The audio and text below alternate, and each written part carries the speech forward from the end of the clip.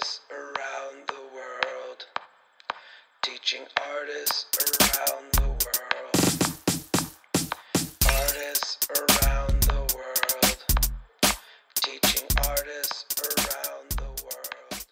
Welcome everyone to our Visiting Artist series, and also welcome, as it is the beginning of the semester, to the Alternative Art School. For those that are new, for those that are not, you know how it goes. Certainly, it's a great opportunity for us to talk about all the ancillary things at the school beyond your individual courses, because of course, there's much more that happens at the Alternative Art School than simply incredible classes with incredible instructors and voila, incredible artists attending. But we also have Amber. Do you mind just saying a little bit about student life? I think it's good to just kind of pitch that as well. Yeah. We got a lot going on in student life, and y'all should definitely check it out. Let me pull up this upcoming week. So every Tuesday at 2 p.m. It's going to be 3 p.m. EST time. We have Irmak, who hosts an amazing share session. And Raise your hand, Irmak. Say hello, Irmak. Hi.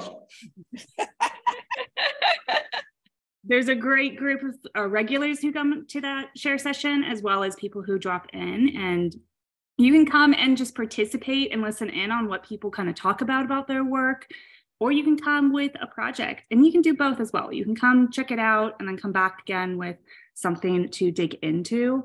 But all of our share sessions are like a compassionate deep dive into your work. So it's about trying to figure out where you want to go with it, what you're trying to work through, and helping you get there. If you've attended the class, become part of the school, become part of the infrastructure.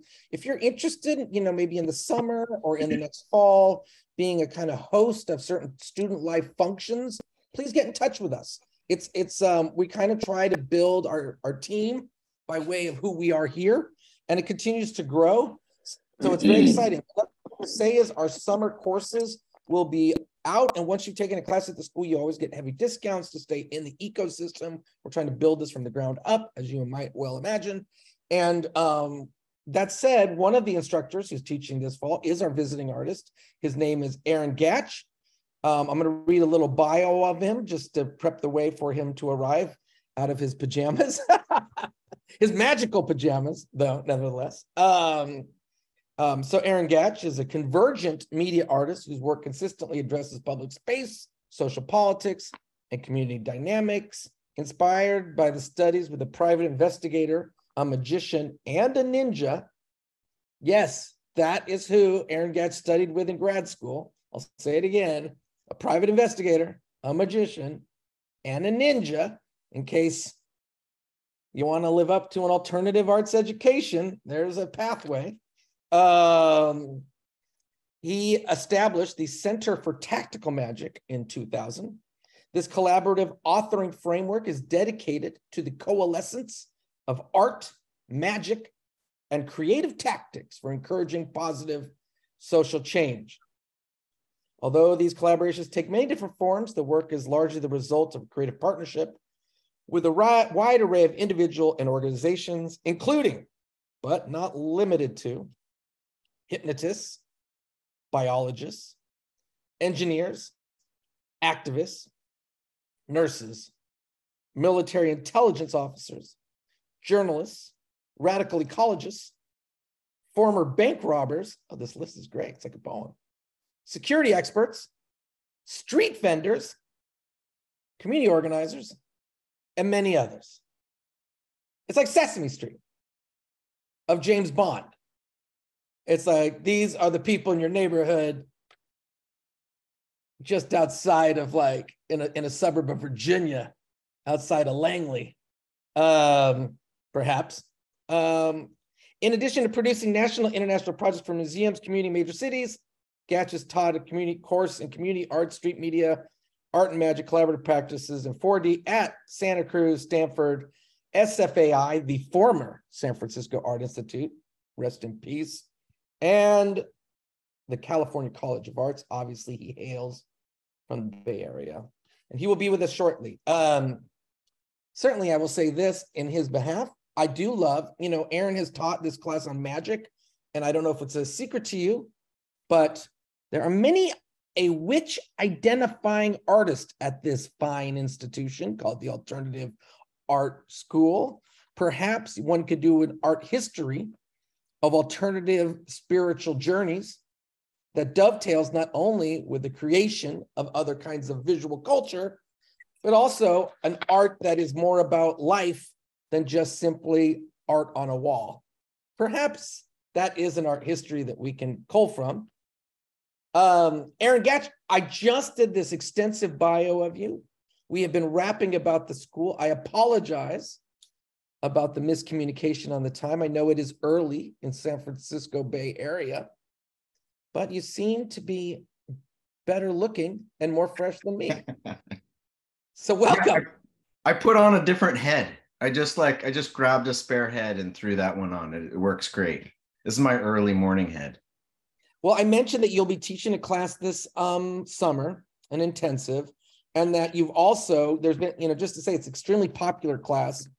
There's a bit of a coven going on or something, an art coven. But Aaron, welcome. I'm going to turn the floor over to you. Fantastic. Thank you for having me. It's super exciting to be talking to everyone at Taz again and sharing some of my work. And I apologize also for the time delay. And then, of course, as these things go, whenever you're running a little bit behind, that is the key moment when Zoom decides it's really important to update everything. Yeah. So it's good. Friday morning is off to a great start here, but I'm excited to jump in and share some of my work with everybody. Quick disclaimer. One of the things that I think it's important for people to know about me and my work is that I practice magic. I practice a lot of different kinds of magic. I practice magic that some people would characterize as witchcraft or paganism or esotericism. I practice some kinds of magic that people would characterize as tricks and illusions or conjuring or entertainment.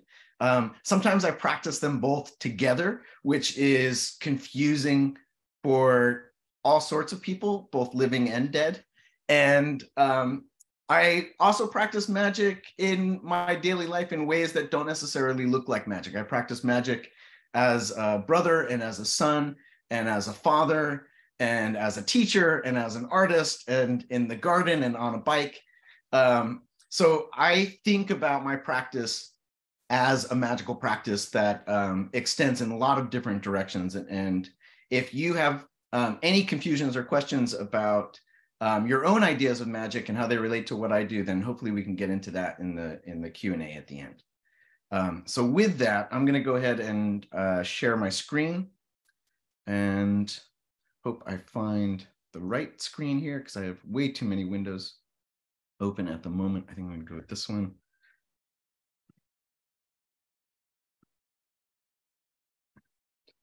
All right, is that showing up? Just to confirm. Great. Yes. Okay. So my work is authored under something called the Center for Tactical Magic, and the Center for Tactical Magic is kind of an umbrella authoring strategy for thinking about collaborative projects, not always with the same collaborators, often around themes of art and activism as interpreted through the lens of magic. And again, this is through many, many different types of magic.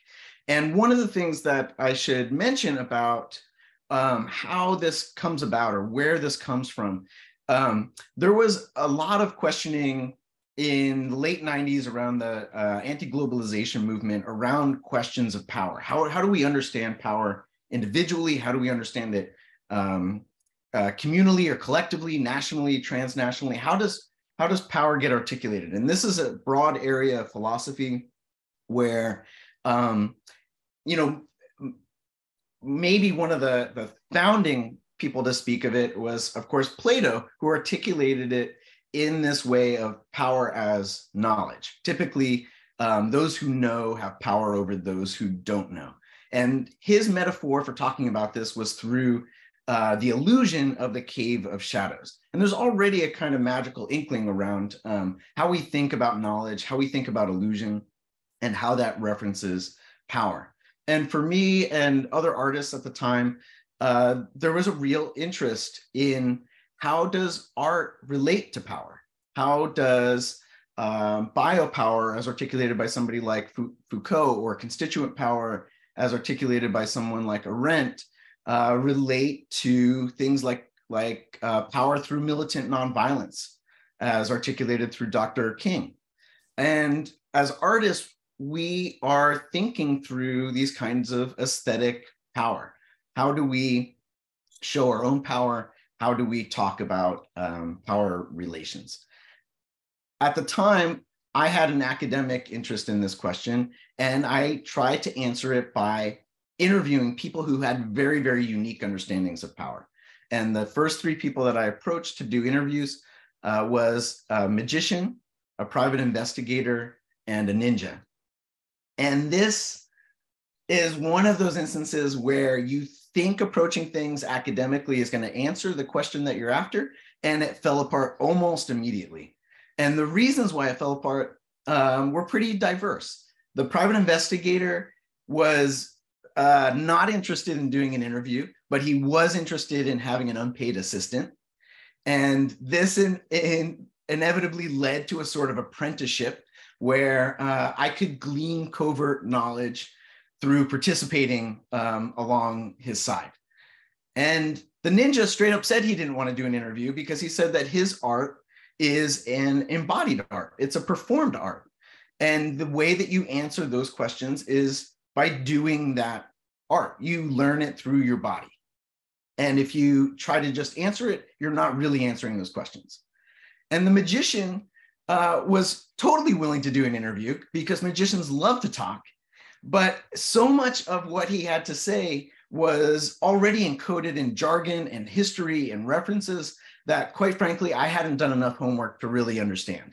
And this led to kind of demonstrations of his skill that also became a sort of de facto apprenticeship where I began to learn magic through trying to interpret his questions. And from all of this, there was this kind of unwinding of what we expect from an academic investigation and starting to see that you could have a praxis of theory and action side by side that is really necessary to have like an engaged sort of criticality, not sort of some illusion of objectivity from the outside, but actually participating in the area of study that you're interested in, not as an observer, but as a participant, but still trying to be critical of what it is that you're being involved in. Now, the other big reveal that happened in that process of interviews was the realization that all three of those individuals were using secret pockets in their day-to-day activities. The magician had secret pockets for tricks. The ninja had secret pockets for distraction devices. The private investigator had secret pockets for recording devices. And for any of you that have ever dabbled in synchronicity, you've probably been familiar with this moment when the universe kind of smiles upon you or cackles at you or gives you the wink and kind of shows you something that you're on the right track. And for me, that moment was like, aha, okay, I got it. Power equals secret pocket. And that may sound maybe a little silly at first, but when we think about it, when we think about what a pocket is and what a pocket does, is it carves out a space from everything else around it, and it allows you to put things in that space that can be withdrawn when you need it. It's not visible to anyone else. It's kind of for you and for you alone, but it is this enclosure of a void. It's its own little area. It could be empty, it could be full. It could be all sorts of pockets full of whatever, potential, or pockets full of change, whether that's social change or political change or what have you. So the very first project that came out of the Center for Tactical Magic was a project called The Ultimate Jacket, which is 50 secret pockets, endless possibilities. It's waterproof. breathable, abrasion resistant, non-reflective, the sleeves zip off. It's fully reversible. And it's not just a kind of critique of fashion, it's really a positioning of artists and individuals in the world as sites of performance where you have everything with you already to interact with the world, right? To assert your agency, to be prepared in any moment, to be a performer in any moment, to be an artist in any moment, to be an activist in any moment. And this layering of pockets, I think, is very much what the Center of Tactical Magic tries to do. It tries to think about how do you take those little pockets, those spaces that are cut away from everything else, and bring them into other spaces to create these little moments of chance, these moments of intervention. And as we get into some of the other projects that I'm going to talk about today, I hope that you'll continue to think about them as secret pockets of sorts.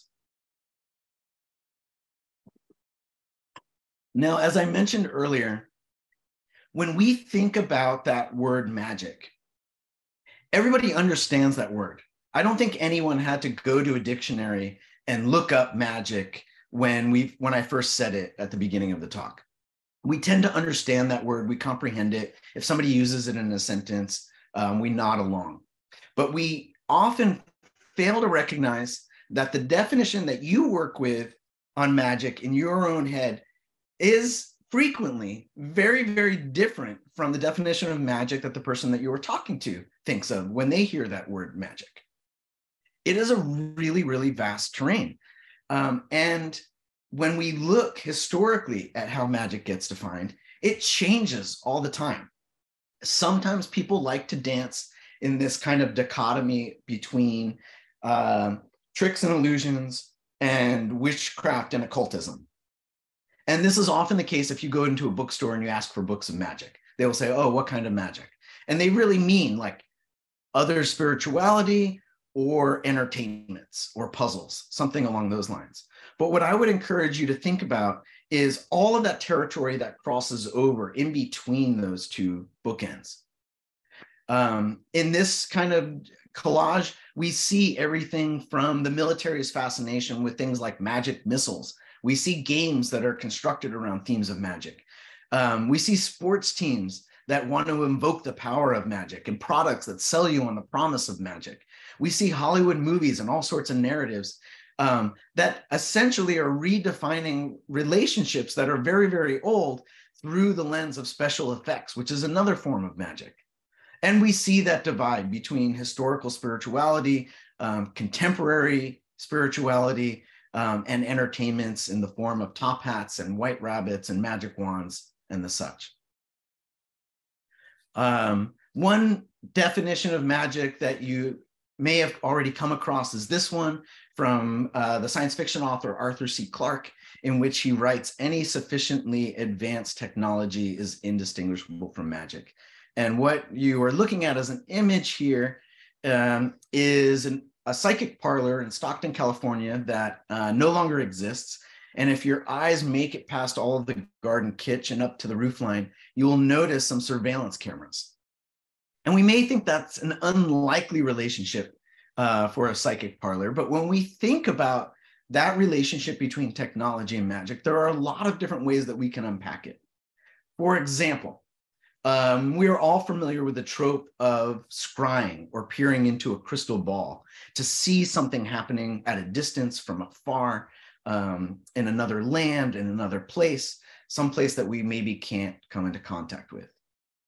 It's not unlike what we are doing in this very, very moment, staring instead into our liquid crystal displays so that we can see someone else in another space across the planet in real time.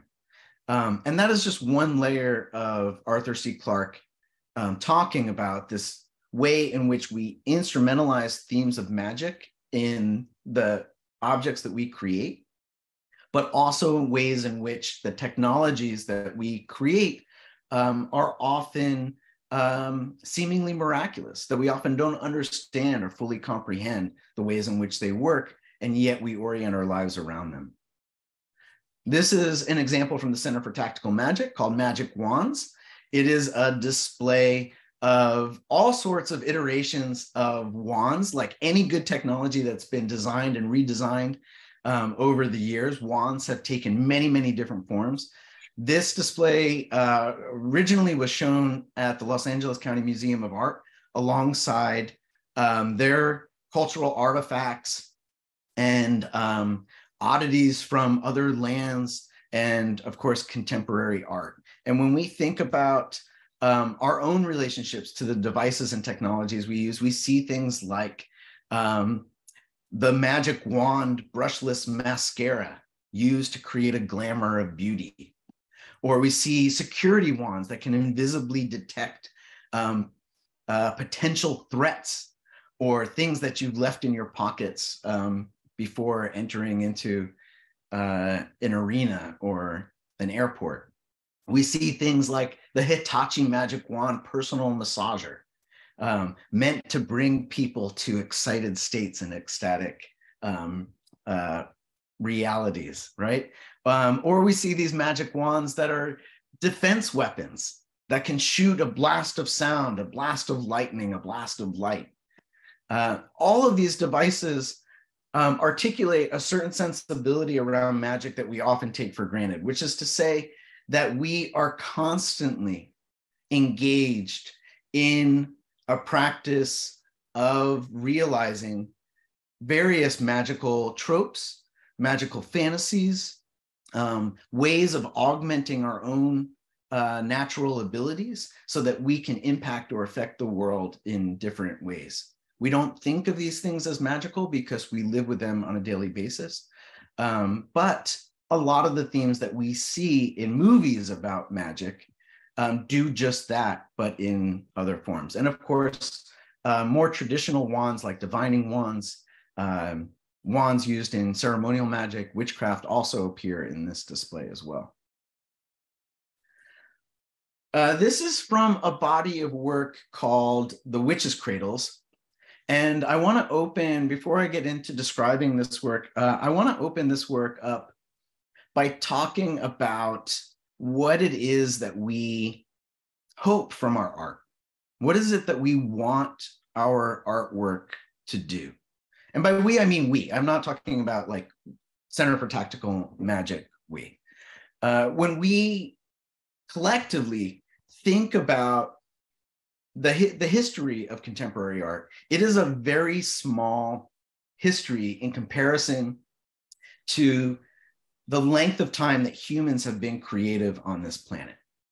And over that time, much of the creative activity was not limited to an audience that passively receives or interprets the manifestation of someone else's artistic or creative vision. When we go into a museum now and we look on the wall, oftentimes the work that we encounter is an artist's vision, that they have taken ideas that are bouncing across their skull and they look at the world around them for the forces and materials that they can recombine, and they manifest that vision externally so that visitors can then come into the space and they can share in that artist's vision. It is, on the one hand, a very generous effort, and on the other hand, it also requires a sort of passive receptance from the audience. Historically, when we look at the way creativity ends up in the world, that is not the way that people have expressed creativity, that there is a participant capacity, that the sharing of visions is ritualized in such a way that individuals are not just seeing someone else's vision, but they are going on that visionary quest. And in Witches' Cradles, we began looking at a kind of history of visionary quests and the quest for altered states. And that led us to something that historically was called a witch's cradle, which was a medieval torture device devised for the persecution of accused witches, in which a person would be stuffed into a bag. The bag would be suspended from a tree, and the jostling of the bag from the wind on the tree would cause hallucinations. And historically, we don't know whether those hallucinations would then bear evidence against the accused witch to prove that they were in fact dabbling with diabolical powers, or if that was perhaps considered punishment enough. What we do know from the historical notes is that some of the writers at the time claimed that witches began using witches' cradles to augment and enhance their ritual activity when they realized that this supposed torture device actually created altered states that could build a witch's power. And that shift of taking a technology that was used to oppress and turning it into a technology of empowerment was enormously interesting. So in this body of work, a few things happen. One, the materials change. Two, the relationship to the audience changes. We're not forcing anybody into a witch's cradle. But three, this becomes a participatory project in which people spend 22 minutes at a time in a witch's cradle attempting to achieve an altered state of consciousness, so that as an artist, we are not just creating an external manifestation to be received passively, but trying to facilitate the visionary process of the person who is experiencing the artwork.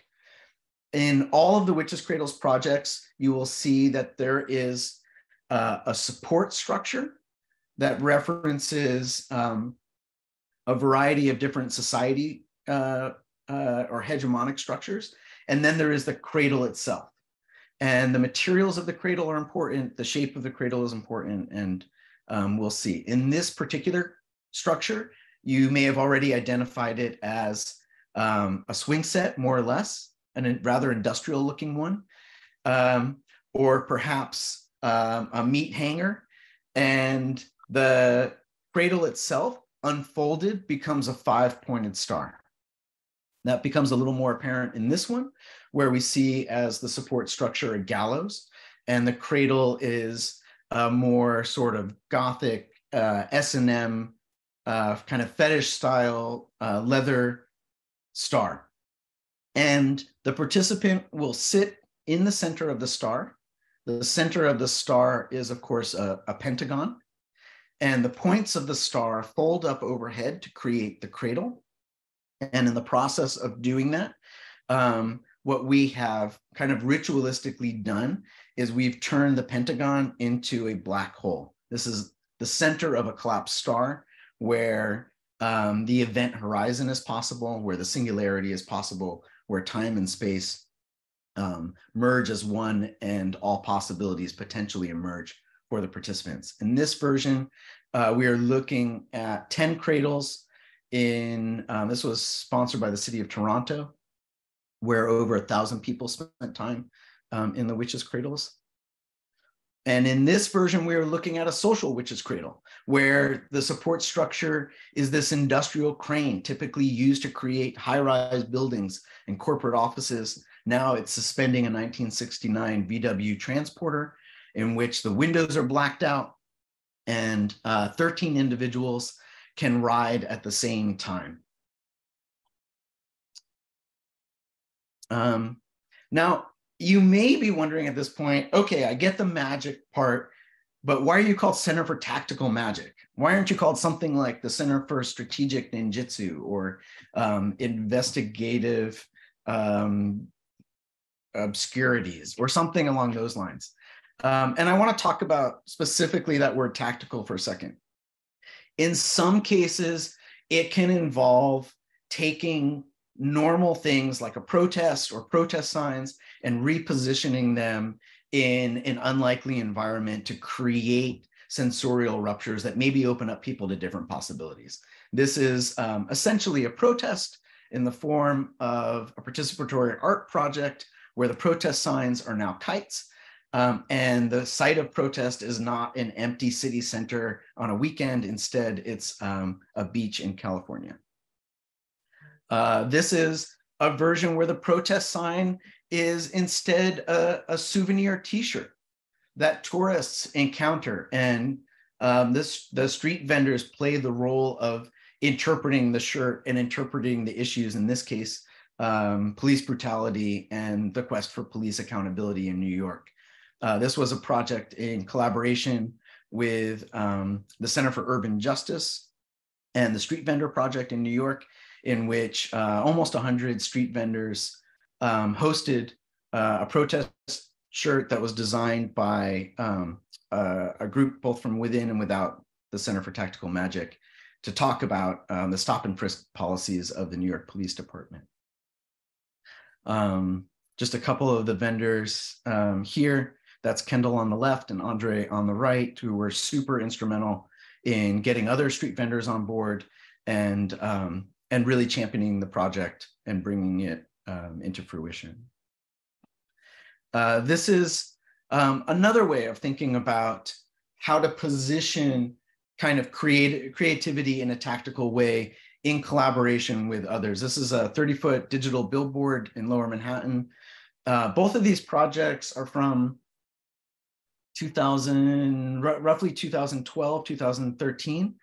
And in this case, what we're looking at is kind of a triptych in which we're seeing found footage of people demonstrating how to pick a pair of handcuffs. And on the right, we're seeing found footage of magicians and amateur magicians demonstrating a classic of magic called the linking rings, in which two solid rings kind of melt between each other, connecting and unconnecting. And then on the bottom, we see a text scroll from the ACLU, the American Civil Liberties Union, on know your rights when stopped by police. And I'm gonna try and just play a little of this in the background as I talk over it.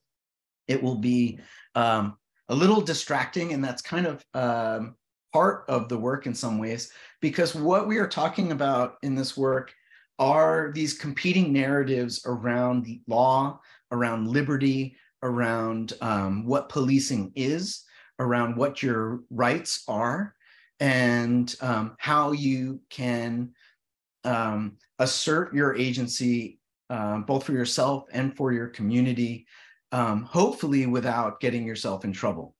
And when we look at the demonstration of picking a pair of handcuffs, one thing that should become immediately evident is that something that we regard as this kind of solid, unfailable contraption is actually quite vulnerable.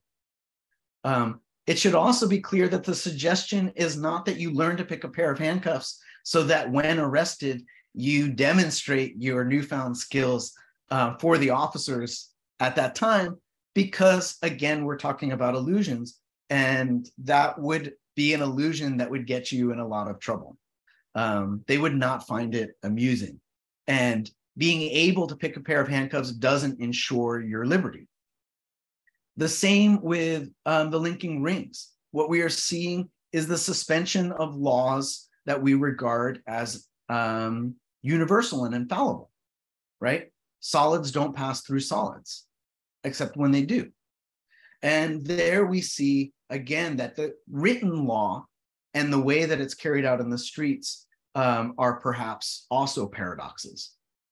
So you can know your rights, you can assert your rights, you can stand up for the rights of others, but there also has to be a tremendous amount of work that happens outside of that context in order for those rights to be respected, in order for people who have been entrusted by the public with lethal force have to abide by rules and be held accountable as well.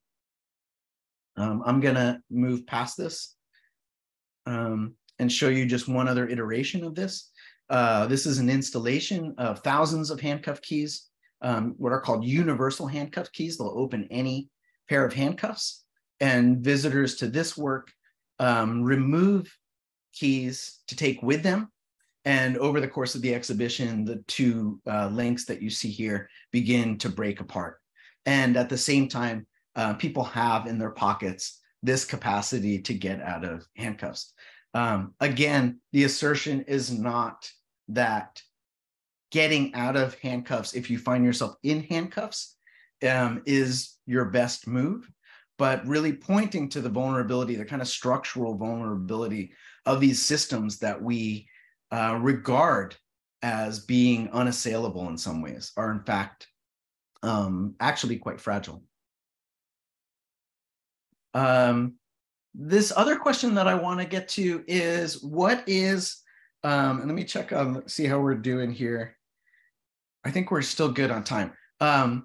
What is a magic that doesn't look like magic, right? We all know the kind of very cliche materials of magic that are sold to us online or are proffered to us in films. We see velvets, and we see incenses, we see crystals. But what does it mean to do magic with everyday objects in a way that may not be so apparent? This is a kind of magic box, a secret pocket, a ritual oasis called the Tactical Ice Cream Unit. It's the unlikely bastard love child of an ice cream truck and a police SWAT van. It does activist support. It hands out free ice cream, and it also distributes community propaganda, which is to say information that community groups are creating to advance a particular issue gets served alongside various flavors of ice cream for free in different situations. This is the Tactical Ice Cream Unit in Oakland during Occupy, where it also supplies drinking water, first aid,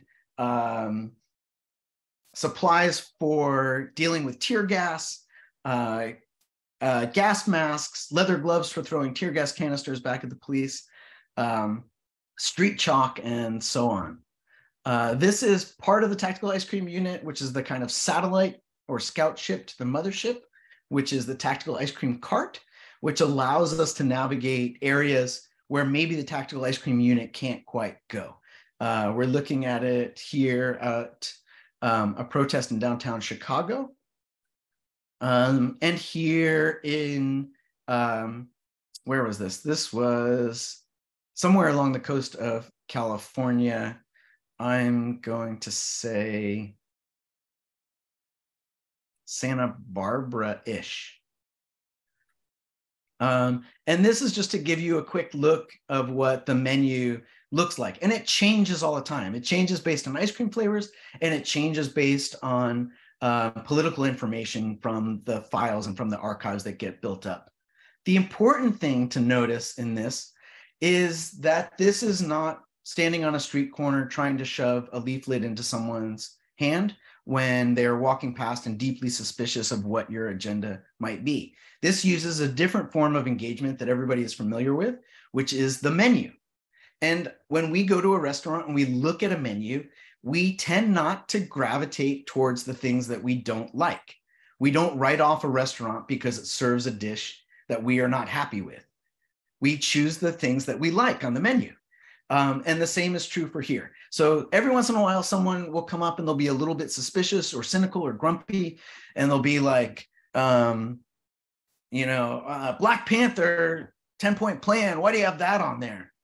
And I'll say like, hey man, it's cool. Like not everybody likes ice cream sandwiches. Like find something you like. And they're like, okay, I'll go with whatever you have on Anarchy. And I'll take a strawberry bar.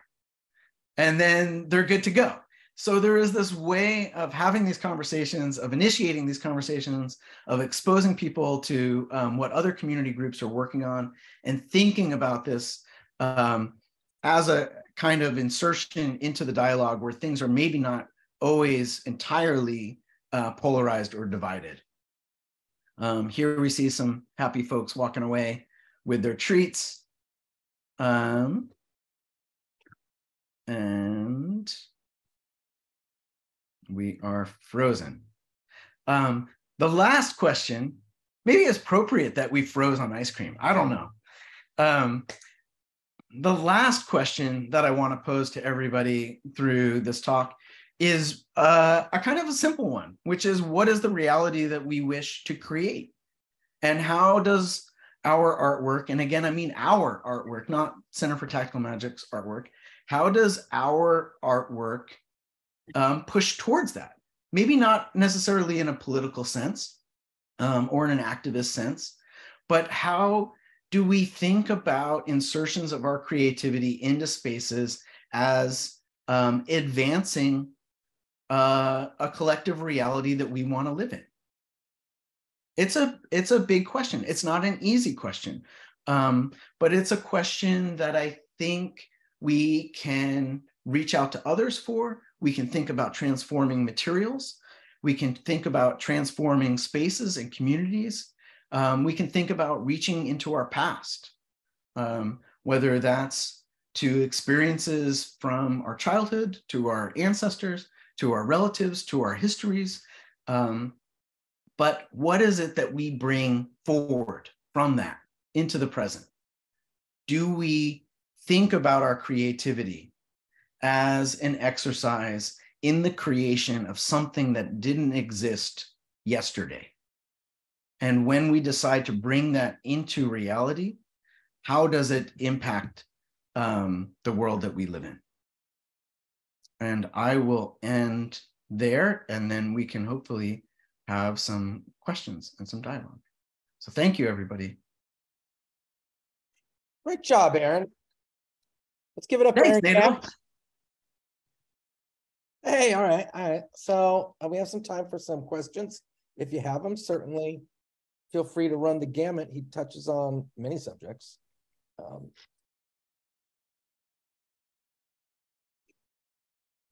I have a quick, maybe it's an observation or a connection of some kind, but when we were looking at the witches' cradles, I couldn't help but realize how similar they are to compression swings that people now use for children with autism and adults with autism.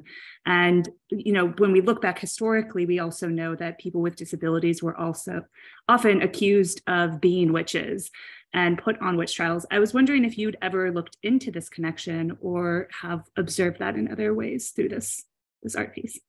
So there's a couple of things there. One is absolutely historically, people with disabilities were accused of witchcraft. They were persecuted in various ways. That is certainly part of that history. The other part of your question is, the random oscillations of a witch's cradle stimulate your vestibular system, which is one of the reasons why you disassociate, why you have that trip.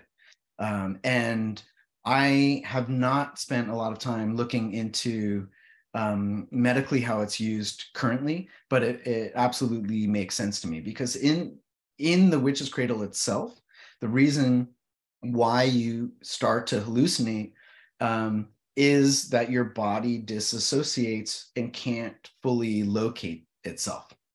You lose track of your limbs. You have visual hallucinations, sometimes olfactory hallucinations. Sometimes you hear things that aren't there. And it can become enormously relaxing for people. Of the more than 1,000 people that have gone in the witches' cradles, they all have an option to exit at any time. We give them basically like a red silk, and they can reach their hand out of the cradle and say, "I'm done, I'm out." Of the more than 1,000 times that we've done this, that has happened once. And it happened before the cradle was even lifted off the ground. This person, they got in, the cradle closed, and I think they realized maybe for the first time in their life that they had some sort of claustrophobia or something, and didn't want to be in there. But once in there, people describe it as enormously relaxing, that they drift. There's a settling process. The reason why we do it for 22 minutes is your body, your physiology has to settle. Your mind absolutely resists for the first 6 to 8 minutes. It tells you like, what, this is stupid. Why am I here? This isn't working. I can't believe I waited in line for this thing. I'm not used to sitting this way. And then it makes its peace. And once it makes its peace, then it starts to say, oh, this is kind of weird. What's happening? How am I, like, it tries to make sense. And then after it realizes that it can't fully make sense, that's when the letting go happens. And when the letting go happens, lots of things come in, and it's different for everybody. People have conversations with themselves and with entities that they describe as other. And it's a pretty compelling process. So I can see how it would help people that struggle with various disabilities. Thanks, Aaron. Hi, I'm new to this group, and I was interested because of the subject. Aaron, thank you for that presentation. I'm also an artist, a sculptor, and a magician, and have actually blended magic, the idea of these two simultaneous realities, what an audience sees or experiences and what is actually going on, as a metaphor for how we view the world. And how technique, or what, as you know, what magicians call method and effect, yes, how those two can apply to art in general. That what an audience experiences, or what intent the artist has in terms of creating an experience, is based upon or made possible through this effect, through this method that no one knows about, whether it's painting or sculpture or dance, and it all just seems like magic. And I'm wondering if the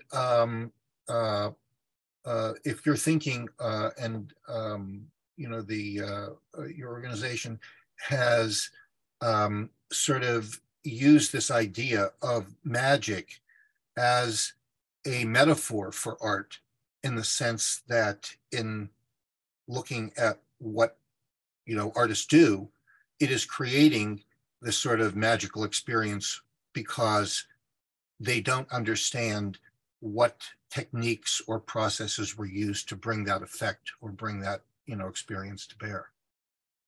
Yeah, that's a fantastic question. That framework of method and effect is enormously influential for me and for a lot of this work. I think it's tremendously important as a framework for understanding a lot of things that happen in the world, socially and politically as well, that oftentimes we become fascinated by the effects without considering the methods by which they arrive. And this is sometimes done in a very manipulative sense. And sometimes, if we look at things like, a good example is we look at things like conspiracy theory, right? If we look at conspiracies, we become kind of pulled into these rabbit holes of trying to think about how it was done, or trying to prove like how this happened or how that happened, while the effects that we're talking about are still very, very present and visible. The methods may be hidden. We may never know what those methods are, but we can oftentimes address the effects of something like politics or social space. When we apply that to art, I think you are absolutely correct in saying that part of the magic of art is that we see things oftentimes that we feel like we could not ourselves have done. That there is a sort of mystification of the process, especially for non-artists, that when we look at certain work, we're just like, how, and we've all heard that as artists. Someone has looked at something, they're like, how did you do that? I could never make something along those lines. There is this gift that happens from artists and from magicians that is relational in the way that you describe it, where the magic, every magician knows this, the magic is not the trick, right? These are very, very different things. The trick is the thing that the magician uses to create the magic between the audience, but that magic happens in a relational way between the audience, in that space between the audience and the magician. When a magician demonstrates a trick, in the worst performances, it is just that. It is pick a card. Here's the card. I got it. And you're like, okay, you got it. Great. Good job. But a magician will often use pattern as a way of making that choice have real meaning. In one instance, a magician might tie that choice to a question that you have, to love, or to the loss of a loved one.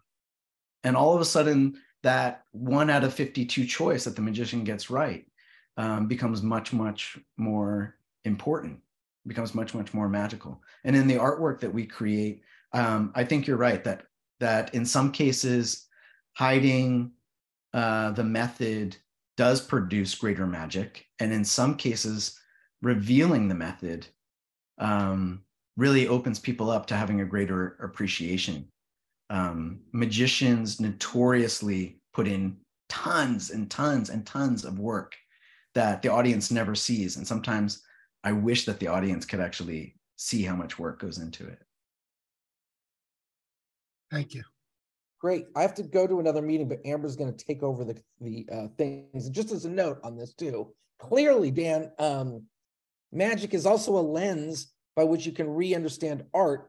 And there are many other ones too, from care to, I mean, I think the school or holistic kind of methodologies, but I think, not just a metaphor, but I think Aaron's practice and this kind of pointing towards magic also demonstrates a different way in which you can see the manipulation of symbols and the material and social and cultural world around you to produce new meanings. And I think that it's interesting. It opens up new possibilities. Thank you, Aaron, for the work you do. I got to go, but Amber's going to take over because there's so many great questions.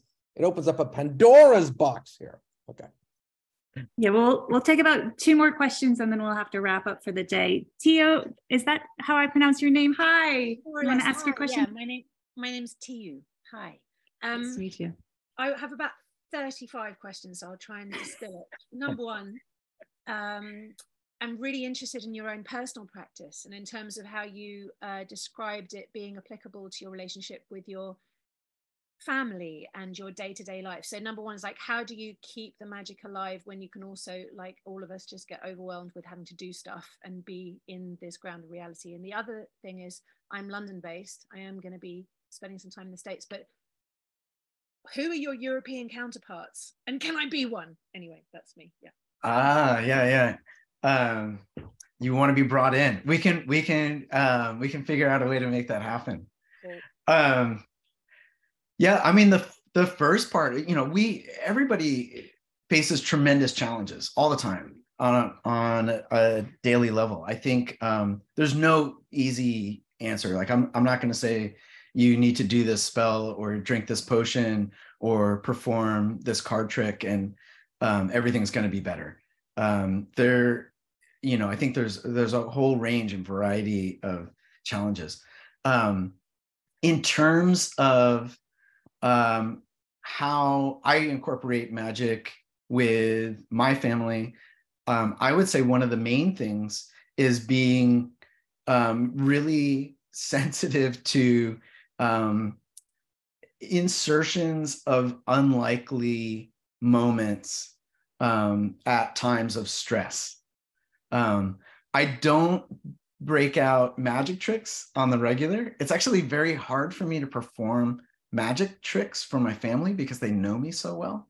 And there's almost like a heightened criticality. And I know that it also comes from a place of love, that they want it to succeed. So they enter into it in this way of like, no, like you exposed that part of it, or you did this. And I kind of want to get into the meta of it. I'm like, but was it interesting? Like, did it make, but I think that there are ways of breaking out of the rhythms sometimes, that creating just small ruptures. And sometimes it can be something as simple as like introducing a weird food or a regular food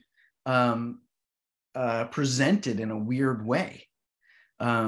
Sometimes it can be, again, just to riff off of foods, like game that I play sometimes with my daughter, who's now 14, and we still play it sometimes, is to take a food that we're eating that's a normal food, but to describe it as if it came from another planet. Like what is this thing a part of? Is it part of a plant? Is it part of an animal? Is it part of, so it's really just a weird perceptual shift, but depending on what else is going on, what we were arguing about, what stresses there are in school or anything else, I think kind of gifting those moments of allowing yourself to be weird with others opens up a lot of,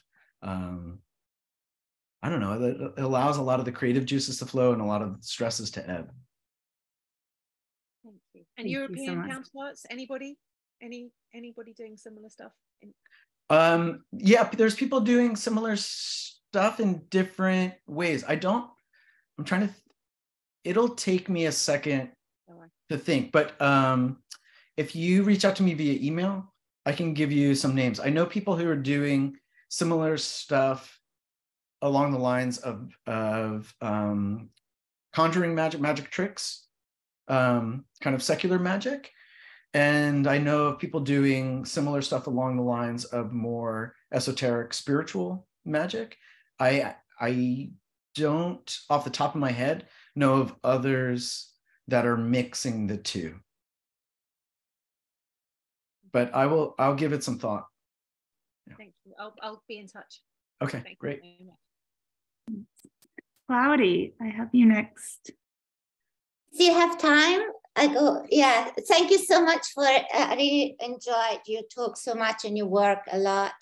And I mean, it opens up many questions, as you said, and I want to know more how your unit, how do you came to create this unit? How did you meet? But on a more philosophical angle, I started wondering, what's the difference between spirituality and magic? That's what that maybe everybody knows, but I'm just thinking, dwelling more deeper.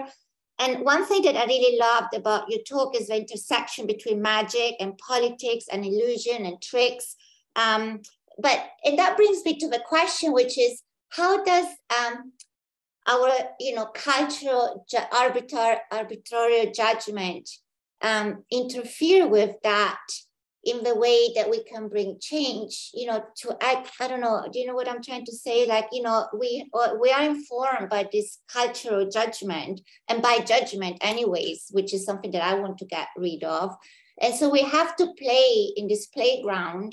And so how do we bring the change if we stuck, what is the magic to free ourselves from the judgment and the arbitration of that? Does that make sense? Yeah, I think so. I think that's a great question. I think this becomes enormously difficult, largely because of how we get our information, where we get our information, the kind of codes and the guidelines and the cues that indicate what types of behavior or interests are appropriate. Your social media feed plays into that. The headlines of the day play into that. But at the same time, I think we also have to recognize that those are inputs into our understanding that are also shaping and creating our reality, right? So we can decide to pay more attention to those things or less attention to those things. We can decide to try to appeal to a mass audience, or we can build smaller communities or networked communities. There are tons and tons of examples of communities that are operating around projects that are not mainstream projects that just don't typically get highlighted. Lots and lots of communities across the world operate in this way every day, with all sorts of intersubjectivities built into the relationships that both carry out their businesses, but also carry out their celebrations and their festivities, and the way that they learn and thrive together.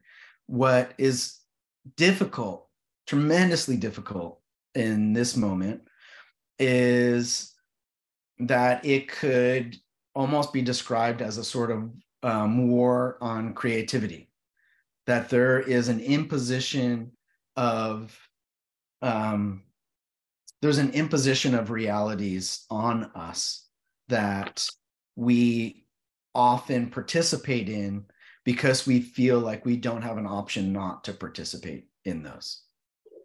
And every time you watch anything, watch a movie, you are watching someone else's vision of reality, and you are receiving that more or less passively. I'm not against movies. I enjoy watching movies, but there is a process by which we are either taking in other people's creative visions. And by creative visions, I don't just mean art. I also mean like products and social media and politics. Or we are asserting our own creative vision. And we can look historically at things like the Reformation, where you had two major competing visions of reality in Europe trying to determine how God works, right? How religion works, how people access their spirituality. That was a struggle over determining reality. We are very much in a moment like that now, where we see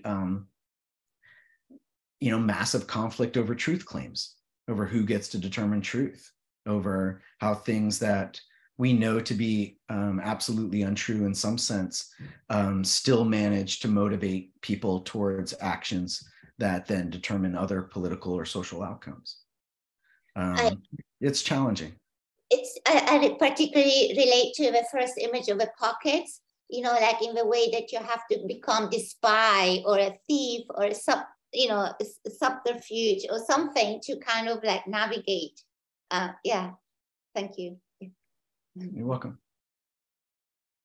Thank you so much, everyone. We are running out of time. I'm going to take one more question. Is that okay, Aaron? Sure. Yeah. Okay. One more question from Sita, if you're there. And if not, okay, we're going to move on. Rainey, do you have a question? Yeah, kind of questions and comments. I'm really interested in your work. This was like a wonderful presentation and kind of entrance into some of the work that you do. I also practice as well. I'm an artist, and I also practice forms of magic. And the way that I've oftentimes understood it and approached it is about like intention and attention, and kind of directing how we look at that. And about kind of what we're open to and what we have boundaries with. So the visual of a pocket, I was like, oh, that is so good, because it lines up. And then I think just kind of the comment, and I don't know if this is something that came up in the piece that you did with I'm sorry, I'm forgetting the like hanging structure, the name of that. Witch's Cradle. The Witch's Cradle. That it's also like the way that you were describing, and I was like, oh, it's meditation. You're being suspended from a lot of like physical spaces, and the way that you're talking about people experiencing kind of that moment was also felt like it really lined up with how, the practice of meditation. I don't know if you've had any connections between that, or if that is something that you found also. There's a tremendous number of different ways in which people currently and historically achieve altered states. Meditation is absolutely one of them, and very effective at doing that. In trying to think as an artist, inviting audiences in as participants into something.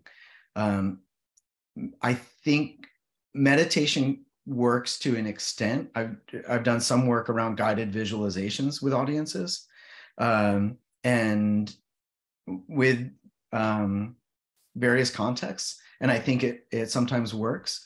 But the challenge with a situation as an artist where you have an audience only for a certain amount of time is, how do you get them there? How do you get people to arrive at a particular moment in a way in which they're also complicit, right? Like you don't ever want to force something on someone, but they have to be open to it at the same time.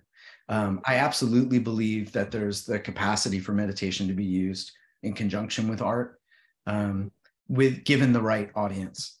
Yeah. Great. And just to clarify, it wasn't like introducing meditation, but it felt like that was the experience folks were having inside of the space. And it was like, oh my gosh, you got them into this thing that people practice forever to try to do. So. Yeah, it's Cool. Yeah. I mean, the range of experiences that people have in it are quite extensive.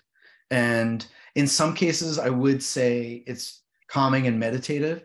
In other cases, it's meditative and transcendent or revelatory. In other, there were instances, there was a gentleman who came out in tears when he got out because he had smelled his mother's carrot cake, and he was an older gentleman. His mother had passed, many years previously. He said he hadn't smelled that smell, in many, many years, and that he felt like he was in contact with his mother through that smell, that hallucination of smell. And I think that's a different kind of experience that could come. I mean, I think, not to say that it's not possible to reach a similar state through meditation, but I also think it's very different than a lot of people's experiences with meditation. Thank you. Thank you so much, Erin. Thank you, everybody, for coming. I'm going to quickly just read the last question that Sita tried to unmute and couldn't unmute, and we will just end on these comments and thoughts. She says, thanks. A few things. I think it's interesting to look at other cultures and cast God and goddesses. And when the imperfect cast gets remelted, and then we are kept, and this, something in my way, and this, I can't say that word, with ideas of disability, especially in India. Also wondering if maybe children who have been rocked to sleep are somehow more in tune with magic. Also in my work, part of my practice is creating healing garments for individuals through consultations and sessions and custom-made garments that include rituals. Sometimes it's about being receptive, especially on artist residencies, and being intuitive in responding. But of course, it's beyond that, but difficult to explain in an artist statement. I also wanted to comment on the documentation and non-documentation of this kind of artwork and the performance elements. So thank you so much for all your great thoughts. Erin, if you have anything to say in closing, please do. And thank you, everybody, for coming and staying a little late with us today. Yeah, I mean, that's an amazing question. I think there's a lot of layers in there. I'm going to pick up on just one, which is, and maybe in kind of an oblique way, which is this, just that as artists, we constantly consider our materials, and that materials have meaning. But at the same time, we can have a very dematerialized art practice in which the things that we are working with as materials could be forces, they could be relationships, they could be systems or powers, and that we should think about how our creativity intersects with dematerialized materials that potentially create other combinations that we want to see. Thank you so much, Erin. It's always lovely to hear you speak about your work. Thank you, everybody, for coming. Erin's going to be offering an intensive in our summer session, which we'll be announcing in early April. So stay tuned for that. And thanks for all the newsletter people who showed up today. It was really lovely to see you. Please come back again for another future Visiting Artist Talk. Erin, thanks so much. It's great. Thanks, Amber. Bye, thanks, Erin. everyone. Thank you. Bye. Artists around the world, teaching artists around